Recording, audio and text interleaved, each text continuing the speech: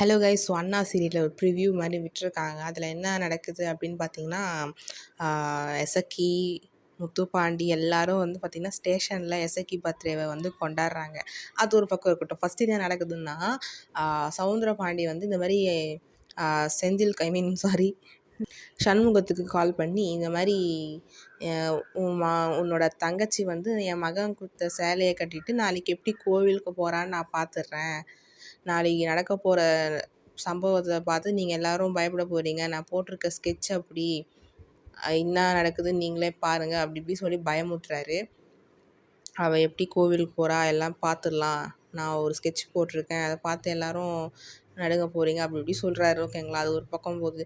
அதுக்கப்புறம் என்ன ஆகுனா, போலீஸ் ஸ்டேஷனே வந்து ஃபுல்லாக டெக்கரேட் பண்ணி கேக் வெட்டுறாங்க. எசக்கி வந்து ஃபஸ்ட்டு கேக் கட் பண்ணி முத்துப்பாண்டி கூட்டுறாங்க.